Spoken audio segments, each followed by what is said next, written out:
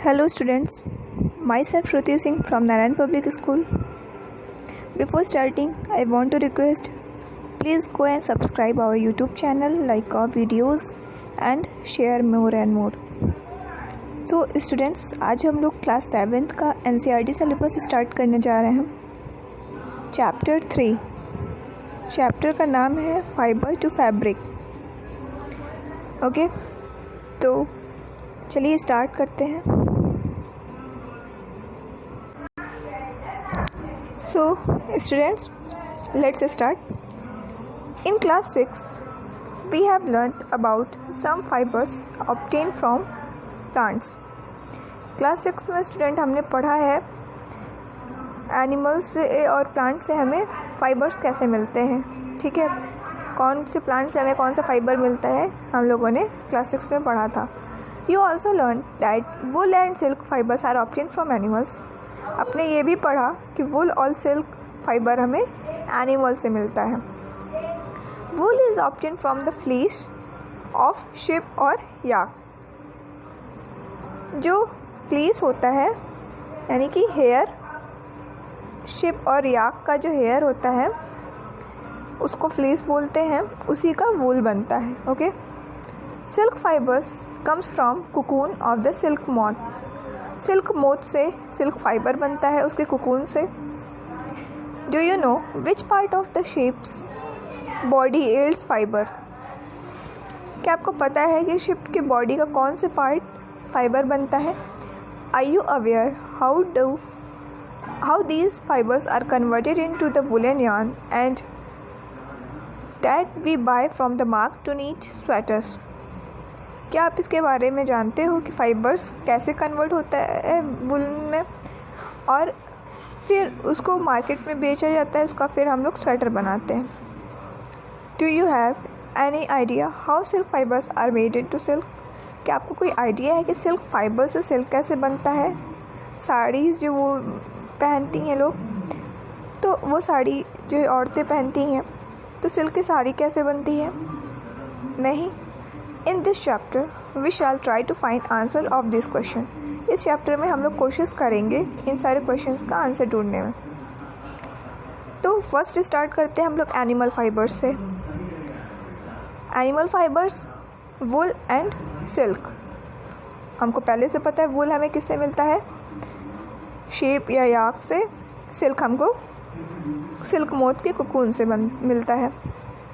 First Wolves का discussion करेंगे। Wool come from sheep, goat, yak and some other animals. Wool कहाँ से आता है? शेप से यानी भेड़ से, बकरी से जो कश्मीरी गोट होती है, उनके हेयर्स बड़े बड़े होते हैं, yak and some other animals, और कुछ अदर एनिमल्स से बॉडी से आते हैं। They wool yielding animals bear hair on their body. ये वूल बनाने वाले जो एनिमल्स होते हैं ये अपने बॉडी पे हेयर बियर करते हैं, इनके बॉडी पे बड़े बड़े हेयर होते हैं। Do you know why these animals have a thick coat of hair? क्या आप जानते हो कि उनके बॉडी पे मोटे मोटे लेयर्स में और बड़े बड़े हेयर क्यों होते हैं? Hair trap a lot of air. Hair ढेर सारा एयर को ट्रैप कर लेता है यानी कैद करता है। Air is a poor conductor of heat. Air bad conductor है हीट का, ट्रैप कर लेता है। एक तो वो एयर को ट्रैप करता है, रोकता है, और दूसरा हीट का पुअर कंडक्टर है। As you would learn in chapter 4 में आप लोग लर्न करोगे, पढ़ोगे कि हेयर एनिमल्स को वार्म रखता है यानी गर्म रखता है। जैसे कि हम लोग स्वेटर पहन लेते हैं तो हमें गर्मी आती है, वैसे ही इनका जो हेयर्स होता है वो इनको वार्म प्रोवाइड कराता है, गर्मी प्रोवाइड कराता है। Wool is derive from their hairy fibres. Wool इनके हेयरी फाइबर से बनता है। किनके? शेप, गोट, याक और अदर एनिमल्स। फर्स्ट एक्टिविटी है, आप फील करिए अपनी बॉडी पे हेयर एंड आर्म्स पे, आपके हेड पे। Do you find any difference? क्या आप कोई डिफरेंस फाइंड करते हो? Which one seems course and which one is soft? कौन सा पार्ट आपका सॉफ्ट है और कौन सा हार्ड है? Let us the hairy skin of the shape has 2 types. हमारी तरह ही जो शीप का हेयर होता है वो भी 2 टाइप्स का फाइबर होता है, फॉर्म्स इनटू फ्लीस। एक हेयर और दूसरा उनकी बॉडी पे जो होता है, ठीक है। The hair, fine hair, the fine hair provide the fibres for making wool. जो फाइन हेयर उनकी बॉडी पे, सॉफ्ट बॉडी पे जो स्किन पे होता है, वो हेयर प्रोवाइड कराता है fibre. Some breeds of sheep proposes only fine under hair. कुछ शीप्स की जो वैरायटी होती है उसमें सिर्फ फाइन हेयर होते हैं। Their parents are specially chosen to give birth sheep which have only soft under hair.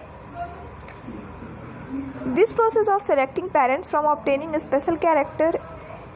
कुछ पेरेंट्स ऐसे होते हैं कि वो सिर्फ उन्हीं बच्चों को सेलेक्ट करते हैं जो सॉफ्ट हेयर के होते हैं। इस जो सेलेक्टिंग पेरेंट्स को सेलेक्ट करने का जो ये प्रोसेस होता है, ये एक स्पेशल कैरेक्टर होता है ऑफ स्प्रिंग के अंदर।